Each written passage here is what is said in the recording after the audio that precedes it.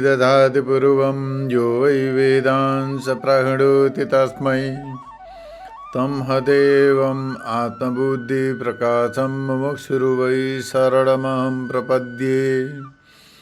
वैदिक विज्ञान प्रतिष्ठानमा सबैजनालाई हार्दिक स्वागत तथा अभिनन्दन गर्दै अब यो श्रीमद् भगवत गीता अन्तर्गत चतुर्थ अध्यायको आजको विषयलाई प्रस्तुत गरिन्छ, जसमा योभन्दा पहिला भगवानले बताउनु भयो कि ब्रह्म ज्ञानीका दृष्टिमा सबै ब्रह्मस्वरूप हुन्। सबै ब्रह्मस्वरूप हुनाले गर्दाखेरि उसले शरीर यात्राका लागि जुनै पनि कर्म गर्दछ अथवा लोक सङ्ग्रहका लागि परोपकारका लागि गरिएका कर्महरूबाट ऊ लिप्त हुँदैन र ऊ सदैव मुक्त नै हुन्छ भनेर यस्तो प्रकारले बताउनु भयो। अब यसमा ब्रह्मज्ञानीका दृष्टिमा कस्ता प्रकारले सबै ब्रह्मस्वरूप हुन् भन्ने सम्बन्धमा बताउँदै भगवान बताउनुहुन्छ, ब्रह्मार्पणं ब्रह्म हविर्ब्रह्माग्नौ ब्रह्मणाहुतं ब्रह्मैव तेन गन्तव्यं ब्रह्म कर्म समाधिना। अर्थात अग्निमा हविको प्रक्षेप गर्नमा साधनभूत चम, श्रुक, श्रुव आदि सबै ब्रह्मज्ञानीका लागि ब्रह्मस्वरूप नै हुन्। भन्नुको तात्पर्य अग्निमा जो हवन गर्दछन् कर्मकाण्ड गर्दाखेरि हविको हवन सामग्री आदि हवन गरिन्छ। स्वाहा इन्द्राय स्वाहा वरुणाय स्वाहा भनेर हवन गरिन्छ। त्यो हवन गर्दाखेरि त्यो हवनको साधन जो छ सुरो हुन्छ, चम्ची हुन्छ घिउ हवन गर्ने। त्यस्तै प्रकारले त्यसमा श्रुवा, त्यस्तै प्रकारले आदि अन्य सामग्रीहरू हुन्छन्, त्यहाँ प्रोक्षणी पात्र इत्यादि सबै कुरो हुन्छन्। ती सबै वस्तुहरू ब्रह्मज्ञानीका दृष्टिमा सबै ब्रह्मस्वरूप नै हुन्। हविष पनि ब्रह्मस्वरूप हो। ब्रह्म माने हवन गर्नेवाला जो छ, हवन गर्नेद्वारा गरिएको हवन क्रिया पनि ब्रह्मस्वरूप नै हो। एवं सर्वत्र ब्रह्म मात्र दर्शन रूप ब्रह्म कर्ममा अन्तःकरणलाई स्थापित गर्ने व्यक्तिद्वारा प्राप्तव्य स्थान पनि ब्रह्मस्वरूप नै हो। त्यस कारणले गर्दाखेरि उसका दृष्टिमा कुनै पनि ब्रह्मस्वरूपदेखि अतिरिक्त केही छैन। यस्ता प्रकारले भावार्थ बताइयो। अब यसलाई व्याख्याद्वारा पनि यहाँनिर स्पष्ट रूपले बुझ्न सकिन्छ। जसद्वारा हवि अर्पण गरिन्छ भने अग्निमा चढाइन्छ, त्यसलाई अर्पण भनिन्छ, अफर भनिन्छ। अर्थात् केद्वारा अर्पण गरिन्छ त भन्दाखेरि चमच भनेको चम्ची, श्रुक भनेको श्रुवा, त्यस्तै प्रकारले अरू यज्ञ पात्रहरू जति पनि पात्रहरूद्वारा अग्निमा ती द्रव्यहरू हवन गरिन्छ। किन त भन्दा अग्निलाई परम ब्रह्म परमात्माको विराट स्वरूपको मुख मानिन्छ र अग्निमा हवन गरेपछि माने मुखमा लगाएपछि सबै देवताहरू तृप्त हुन्छन्। जस्तो प्रकारले मुखबाट आहार गरेपछि सबै हात खुट्टा सबै इन्द्रियहरू सक्रिय हुन्छन्, तृप्त हुँदछन्, हृष्टपुष्ट हुँदछन्। त्यसै प्रकारले अग्निमा हवन गरेपछि मन्त्रोच्चारणपूर्वक हवन गरेको सामग्रीद्वारा जसको देवताको उच्चारण गरेर देवताका नाममा मन्त्रद्वारा हवन गरिन्छ, ती देवताहरू सबै तृप्त हुँदछन्। अथवा त्यो अग्निमा हवन गरेर सबैलाई देवतालाई तृप्त गरिन्छ। अथवा हवन गर्दा जो सामग्रीहरू छन् ती सबै सामग्रीहरू ब्रह्मज्ञानीका दृष्टिमा सबै ब्रह्मस्वरूप नै हुन्। यसै प्रकारले प्रत्येक दृष्टिद्वारा ब्रह्मज्ञानी देख्दछ, माने सबैलाई ब्रह्मस्वरूप देख्दछ। ब्रह्मज्ञानी व्यक्तिले सबैलाई ब्रह्मस्वरूप देख्दछ। तर मूर्ख दृष्टि भएका मूर्ख व्यक्तिले यो रजत हो भनेर यस्तै प्रकारले सिपीमा रजतको कल्पना गरे जस्तो विवेक दृष्टिले सिपी हो यस्तो प्रकारले जान्दैन। अज्ञानीलाई यस्तो प्रकारको दृष्टि हुँदैन। अज्ञानीले के मान्दछ त भन्दाखेरि यो चरु, यो सुरो, यस्तो प्रकारको यो घिउ, यो यजमान, यो पुरोहित, यो होता हो, यस्तो प्रकारले भिन्न भिन्न भेद दृष्टिले देख्दछ। तर ज्ञानी व्यक्तिले ती सबैलाई ब्रह्मस्वरूप देख्दछ। ज्ञानी व्यक्तिका दृष्टिमा ती जति पनि छन् पुरोहित पनि ब्रह्मस्वरूप हो, यजमान पनि ब्रह्मस्वरूप हो। त्यस्तै प्रकारले जहाँ हवन गरिने पदार्थ पनि जहाँ ब्रह्मस्वरूप हो, हवन गरिने जहाँ जो अग्नि छन् ती पनि ब्रह्मस्वरूप हुन्। त्यस्तै प्रकारले जो हवन गर्दा चाहिने सामग्री, पात्र, वस्तु सबै स्थान, सबै देशकाल केही पनि ब्रह्मस्वरूप नै हुन्, सबै ब्रह्मस्वरूप हुन्, त्योदेखि भिन्न केही पनि छैन। त्यस कारणले गर्दा जो ब्रह्मज्ञानीका दृष्टिमा सबै ब्रह्मस्वरूप हुन्, यो भाव हो। यज्ञ गर्नका लागि जो हवि माने चरु तयार पारिन्छ, हवि माने चरु, यज्ञ गर्नका लागि जो चरु ठिक पारिन्छ त्यसलाई हवि भनिन्छ। त्यो पुरोडास आदि होम्य द्रव्य जति पनि हवन गरिने पदार्थहरू छन् यी सबै ब्रह्म नै हुन्। यस्तै प्रकारले ब्रह्मज्ञानीले जान्दछ। ब्रह्मज्ञानीका दृष्टिमा जो हवन गरिने वस्तु पनि ब्रह्मस्वरूप हुन्। हवन गर्नका लागि उपयोग गर्ने सामग्री त ब्रह्मस्वरूप हुनै हुन् भनेर पहिले बताइयो। अब ब्रह्मद्वारा माने होम कर्ताद्वारा, जो हवन गर्ने कर्ता जो छ ब्राह्मण, त्यसद्वारा जो कर्ता छ त्यो हवन गर्नेवाला त्यो पनि ब्रह्मस्वरूप हो। त्यो कर्म गराउनेवाला जो छ त्यो पनि ब्रह्मस्वरूपै हो।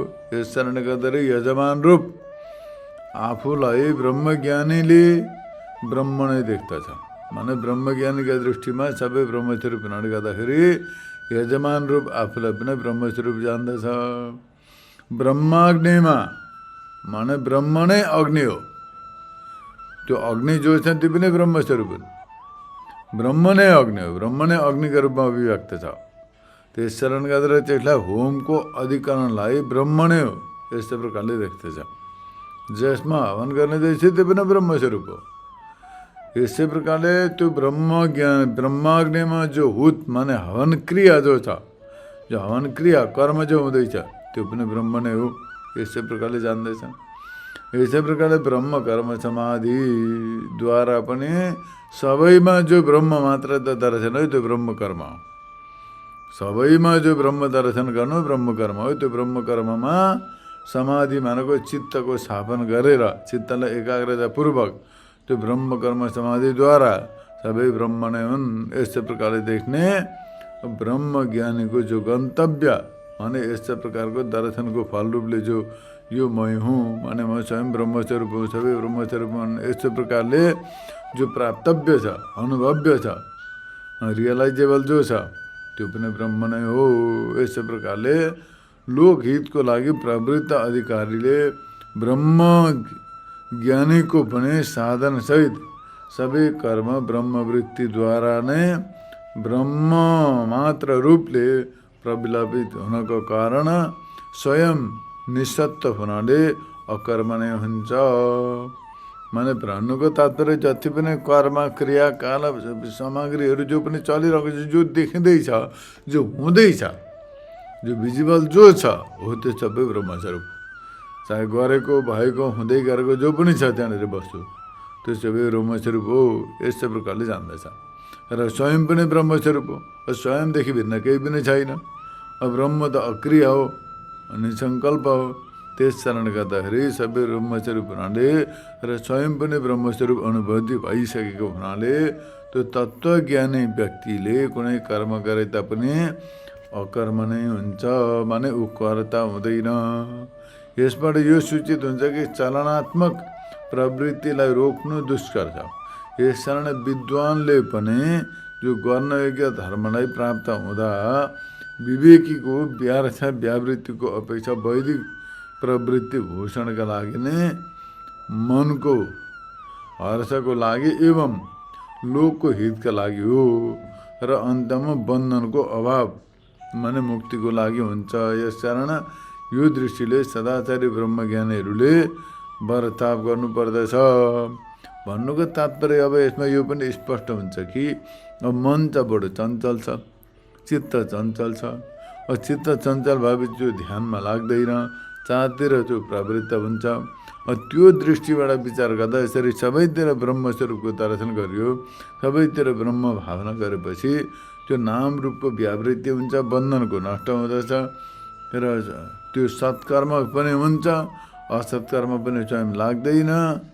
त्यस्तै प्रकारले अब शुभ कर्म सम्पादित भइरहेको हुनाले गर्दाखेरि कुनै अशुभ कर्म पनि गर्दैन।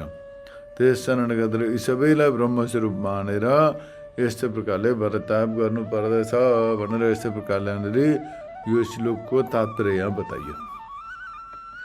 अब यस्तै प्रकारले पूर्व श्लोकद्वारा ब्रह्मार्पणम ब्रह्म हवि यो मन्त्रबाट चमस आदि भनेको यज्ञमा उपयोग गरिने सामग्री आदिमा पनि ब्रह्म मात्र त दर्शन रूप ज्ञानको यज्ञ रूपले वर्णन गरियो।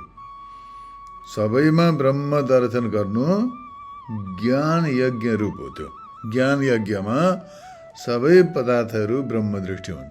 ब्रह्म तत्त्वको ज्ञान भयो, ब्रह्म तत्त्वको साक्षात्कार भएपछि एक ब्रह्म तत्त्वदेखि अतिरिक्त अर्को वस्तु छैन, अर्को वस्तुको सत्ता छैन। नभएपछि सत्तारहित वस्तुको त चिन्तन मनन हुँदैन र सत्तायुक्त ब्रह्म चैतन्य स्वरूप जो छ त्यो ब्रह्म स्वरूपको अनुभूति सर्वत्र हुने गर्दछ। त्यसो वर्णन गरेर अब यहाँनिर बताउनुहुन्छ मोक्षको प्रति साक्षात साधन हुनको कारण दैवादी यज्ञको अपेक्षा त्यो ज्ञान यज्ञमा नै सबैको भन्दा उत्कृष्टता छ भनेको सबैभन्दा उत्तम ब्रह्मज्ञान नै हो। मोक्षको साक्षात साधन हो ब्रह्मज्ञान, परम्पराया साधन हो कर्म र उपासना। तर ज्ञान देवतु कैवल्यम, ज्ञानद्वारा नै कैवल्य मोक्षको प्राप्ति हुन्छ भनेर यस्तो प्रकारले श्रुतिले बताएको हुँदा मुक्तिको साक्षात साधन हो ज्ञान, तत्त्वज्ञान, ब्रह्मज्ञान। अब हो त्यो तत्त्वज्ञानको प्रतिपादन गर्नका लागि अव्यवहित भनेको बहिरङ्ग साधन दैवादी यज्ञ मुमुक्षुहरूले आफ्नो अधिकारको अनुसार चित्त शुद्धिको लागि गर्नुपर्दछ। अब जसले चित्त शुद्ध गरेर ब्रह्म तत्त्वको साक्षात्कार गरी मोक्ष प्राप्त गर्न चाहन्छन् उनीहरूले सर्वप्रथम चित्त शुद्धिको लागि दैव यज्ञ गर्नुपर्दछ। हो यो कुरो सूचना गर्नका लागि यहाँ अगाडि भगवानले बताउनुहुन्छ दैवमेवा परे यज्ञम योगिना पर्युपासते ब्रह्मज्ञाव परे यज्ञम यज्ञेनैवोपजुहति। मोक्ष चाहने मुमुक्षु व्यक्तिले कतिपय मुमुक्षुजनले कर्मयोगी र श्रौत र स्मार्त रूप दैव यज्ञको नै प्रतिपादन गर्दछन् किनकि चित्त शुद्धिका लागि तिनीहरूको उपासना गर्दछन्। चित्त शुद्धिका लागि कतिपय मुमुक्षुजनहरूले कर्मयोगी स्रोत र स्मार्त रूप दैव यज्ञको उपासना गर्दछन्। कर्मयोगीदेखि अन्य यति, कर्मयोगीदेखि भिन्न जो यति सन्यासीहरू छन् भने जसले श्रवणादिद्वारा आत्मतत्त्वलाई जानेका छन् भनेको त्यस्ता सन्यासी योगीजन तत्त्वज्ञानीहरूले सच्चित र आनन्दरूप निर्विशेष ब्रह्मरूप अग्निमा सोपाधिक आत्मरूप यज्ञको निरुपाधिक यज्ञ रूपले प्रक्षेप गर्दछन्। यानी सोपाधिक आत्माको निर्विशेष आत्मरूपले अनुभव गर्दछन्। माने सोपाधिक आत्मालाई, सोपाधिक जो उपाधियुक्त आत्मा जो छ त्यसलाई निर्विशेष रूपले निरुपाधिक रूपले अनुभव गर्दछन्। यसैले यहाँनिर हवन गर्दछन् भन्नुको तात्पर्य त्यो हो। ब्रह्मज्ञाव परे यज्ञम यज्ञेनैवोपजुहति भन्नुको तात्पर्य यहाँनिर यो छ। यस्तै प्रकारले यहाँनिर भावार्थ बताइयो, यसलाई व्याख्याद्वारा स्पष्ट रूपले बुझ्नु पर्दछ। यहाँ बताउनुहुन्छ कि इन्द्र आदि देवताहरूको उद्देश्यले गरिने यज्ञलाई दैव यज्ञ भनिन्छ। इन्द्र आदि देवताको उद्देश्यले जो यज्ञ गरिन्छ, जो कर्मकाण्ड अनुष्ठान गरिन्छ त्यसलाई दैव यज्ञ भनिन्छ। त्यो दैव यज्ञ श्रौत र स्मार्त रूपले दुई प्रकारको हुन्छ। श्रौत यज्ञ र स्मार्त रूप यज्ञ। अब त्यो श्रौत र स्मार्त रूप दैव यज्ञको कुनै पनि मोक्ष चाहने व्यक्तिले निश्चय भावले उपासना गर्दछन्, तिनीहरूको अनुष्ठान गर्दछन्। किन त भन्दा चित्त शुद्धिको लागि त्यो जो दैव यज्ञको विधान गरेको छ, चित्त शुद्धि गर्न चाहने मुमुक्षुजनले त्यसको अनुष्ठान गर्दछन्। त्यसलाई प्रतिपादन गरेको छ श्रुतिमा। र यस्तो प्रकारले दैव माने वैदिक यज्ञ नै गृहस्थहरूले गर्नुपर्दछ। माने गृहस्थहरू जो छन् उनीहरूले वैदिक यज्ञको अनुष्ठान गर्नुपर्दछ। श्रौत स्मार्त कर्महरूको अनुष्ठान गर्नुपर्दछ। यस्तो प्रकारले सूचित गरेर ब्रह्मज्ञानी यतिहरूलाई मुक्तिको लागि त्यसै यज्ञलाई गर्नुपर्दछ। माने जो मुक्तिका लागि उनीहरूले त्यो यज्ञको अनुष्ठान गर्नुपर्दछ। यस्तो प्रकारले बताइएको ज्ञान यज्ञको नै अर्को प्रकारले यहाँनिर वर्णन गर्दछन्। जो सद्गृहस्थहरू छन् उनीहरूले अन्तःकरण शुद्धिका लागि दैव यज्ञ अवश्य गर्नुपर्दछ। जो मुमुक्षु जान्छन् उनीहरूले पनि चित्त शुद्ध छैन भने चित्त शुद्धिका लागि श्रौत यज्ञहरू सम्पादन गर्दछन्।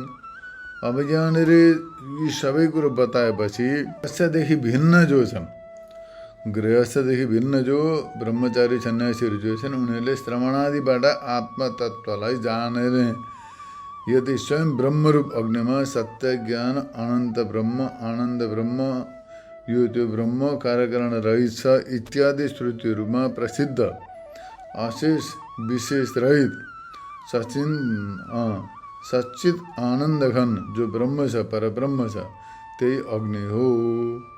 अब यहाँ दुई प्रकारका छन्। अग्नि एउटा त बाहिर जलाउने भौतिक अग्नि छ जसमा चाहिँ देवताहरूलाई अग्नि स्थापनाद्वारा आह्वान गरेर उनीहरूलाई त्यहाँनिर हवन गरिन्छ, कर्मकाण्ड सम्पादन गरिन्छ। अब अर्को अग्नि चाहिँ ज्ञान अग्नि। ज्ञान रूपी अग्नि सर्वोत्कृष्ट हो, सबैभन्दा उत्तम हो। यसले गर्दाखेरि ज्ञान क्या हो? ब्रह्मस्वरूप। ब्रह्म ज्ञान स्वरूप छ। त्यो ब्रह्म ज्ञान स्वरूप छ, ज्ञान नै सर्वोत्तम अग्नि हो।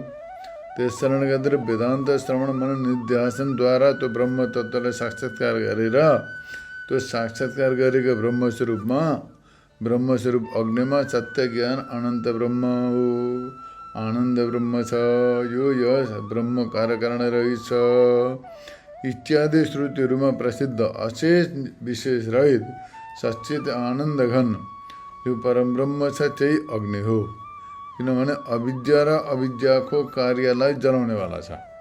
एकपल्ट ब्रह्मस्वरूपको साक्षात्कार भयो भने ब्रह्मस्वरूपको ज्ञानद्वारा अविद्या पनि भस्म हुँदछ, अविद्याको कार्य पनि अदृश्य हुँदछ। जस्तै प्रकारले अग्निले कुनै प्रकारको संहितालाई डढाउँदछन्, दाउरालाई खरानी बनाइदिन्छन्, त्यसै प्रकारले ब्रह्मस्वरूपको ज्ञानद्वारा अज्ञान सहित सबै प्रकारको अज्ञानजनित कार्यहरू अदृश्य हुँदछन्, अज्ञान पनि नष्ट हुँदछ। त्यस कारणले गर्दाखेरि त्यो ब्रह्म छ त्यो अग्नि हो। किनभने त्यो अविद्या र अविद्याको कार्यलाई जलाउनेवाला छ र सोपाधिक आत्माको आहुतिको प्रत्यक्ष अधिकरण हो। अब आत्मा दुई प्रकारका हुन्छन् भनेर बतायो। एउटा सोपाधिक र निरुपाधिक। निरुपाधिक शुद्ध ब्रह्मस्वरूप भयो। असोपाधिक भनेको यी सबै उपाधिले युक्त सबै चैतन्यहरू जो छन्, सबै प्राणीहरू जो छन्, ती प्राणीहरूको त्यो सबैको सोपाधिक आत्माको आहुतिको माने प्रत्यक्ष अधिकरण हो। यस कारणले गर्दाखेरि परब्रह्म नै अग्नि हो। परम ब्रह्म परमात्मालाई नै अग्नि मानिन्छ। त्यो ब्रह्मरूप अग्निमा यज्ञको भने पामर पुरुषहरूद्वारा जसको म भोक्ता हुँ यस्तो प्रकारले विषयरूप उपभोगहरूद्वारा यजन गरिन्छ त्यो यज्ञ हो। यानी सोपाधिक आत्मा त्यसको यज्ञको वस्तुस्वरूपले निर्विशेष पनि अध्यासद्वारा बुद्धि आदि उपाधिबाट युक्त आत्मालाई आहुति भने प्रक्षेप समयमा यज्ञ स्वरूपबाट निर्विशेष स्वरूपले नै ब्रह्ममा हवन गर्दछन्। भन्नुको तात्पर्य के हो त भन्दाखेरि त्यो ब्रह्मस्वरूप अग्निमा यज्ञमा त्यो ब्रह्मस्वरूप अग्नि अब ब्रह्म ज्ञानीहरूले त त्यो तत्त्वलाई जानेका छन्, त्यसमा संलग्न छन्। तर अज्ञानीले त जानेको छैन। तर पनि त्यस अज्ञानी व्यक्तिहरूद्वारा जसको अनुष्ठान गरिन्छ, अज्ञानी व्यक्तिले म भोक्ता हुँ कर्ता हुँ यस्तो प्रकारले भन्दछ, यसो सम्झेर विषयहरू उपभोगहरूद्वारा यजन गर्दछ त्यो यज्ञ हो। यानी सोपाधिक आत्माले त्यो यज्ञको वस्तु रूपले निर्विशेष पनि अध्यासद्वारा गरिएको हो। त्यो अज्ञानी व्यक्तिलाई त यो ब्रह्मस्वरूप हो भन्ने ज्ञान छैन, कर्म त गर्दैछ तर ज्ञानी व्यक्तिले त ब्रह्मस्वरूपको ज्ञान छ। ज्ञानी व्यक्तिले के देख्छ त भन्दाखेरि अज्ञानी व्यक्तिले यस्तो प्रकारले आफ्नो कर्ता भोक्ता मानेर अध्यासद्वारा बुद्धि आदि उपाधिले युक्त भएर आत्मालाई यसमा प्रक्षेप गर्दैछ। यज्ञ स्वरूपले निर्विशेष ब्रह्ममा हवन गर्दछ। म ब्रह्मस्वरूपमा यसमा सोपाधिको समान प्रतीत हुने अहम पदार्थमा विवेक वृत्तिद्वारा निर्विशेषको भावना गरेर ब्रह्मभेदको अनुभव गर्दछन्। माने आत्मा र ब्रह्म एकै हुन्। जो आत्मा सोही परमात्मा, जो परमात्मा छ सो आत्मा रूपले विराजमान छ, यस्तो प्रकारले अनुभव गर्दछन् यो भाव। अथवा अब यहाँ अर्को अर्थ छ, यज्ञलाई माने सोपाधिक आत्मालाई यज्ञद्वारा भने यो विष्णु नै हो, यो सबै विष्णु स्वरूप हुन्, यसो श्रुतिको अनुसार सोपाधिका साथमा नै हवन गर्दछन्। सोपाधिक ईश्वर, सोपाधिक आत्मा दुवैलाई र दुवैको उपाधिहरूलाई अलग्गै गरेर दुवैको अधिष्ठान माने तुरीय निर्विशेष ब्रह्ममा त्यो ब्रह्मको ज्ञानद्वारा दुवैको अभिन्नता जान्दछन्। माने दुवैलाई अभिन्न देख्दछन्। दुवै आत्मा र परमात्माको एकत्वको बोध गर्दछन्। यस्तै प्रकारले यहाँनिर बताउनुहुन्छ। जसरी तरङ्ग समुद्रदेखि भिन्न हुँदैन, समुद्रमा नाना प्रकारका तरङ्गहरू हुन्छन्, उड्दछन्, त्यो तरङ्ग समुद्रदेखि भिन्न हुँदैन। आगादेखि झिल्का निक्लिन्छन्, त्यो पनि झिल्का अग्निस्वरूप हुन्छन्। तीमध्ये दुवैलाई आफ्नो नाम र रूपलाई हटाएर तिनीहरूको आधारभूत समुद्रलाई अभिन्न देख्दछन्। माने अज्ञानी व्यक्तिले त समुद्रको लहर समुद्रदेखि अलग्गै छ, अग्निका चिन्गारी भिन्न छन् भनेर देख्दछ। तर ज्ञानी व्यक्तिले समुद्रमा उड्दै गरेको लहर र त्यहाँका भएका बुदबुद इत्यादि फिँजहरूलाई पनि समुद्र रूप नै देख्दछ। जसरी त्यस्तै प्रकारले आत्मा र ब्रह्ममा पनि कुनै प्रकारको भेद देख्दैन। त्यो आत्माको अधिष्ठान स्वरूप ब्रह्म चैतन्य स्वरूप परम ब्रह्म परमात्मा जो छ त्यो निर्विशेष ब्रह्म स्वरूप नै हो। त्यस कारणले गर्दाखेरि आत्मा र ब्रह्ममा कुनै प्रकारको भेद छैन भनेर यस्तो प्रकारले अभिन्न देख्दछन्। जसरी तरङ्ग बुदबुद दुवैलाई त्यसको नाम र रूपलाई हटाएर आधारभूत समुद्रसँग अभिन्न देखिन्छ, त्यस्तै प्रकारले नै आत्मा र परमात्मा बीच पनि कुनै प्रकारको भेद नराखेर एक चैतन्य स्वरूप, एक अद्वितीय स्वरूपको दर्शन गरिन्छ। यस्तै प्रकारले यहाँनिर यो श्लोकको व्याख्या गरियो। आजलाई यति नै। हरि ओम तत्सत्।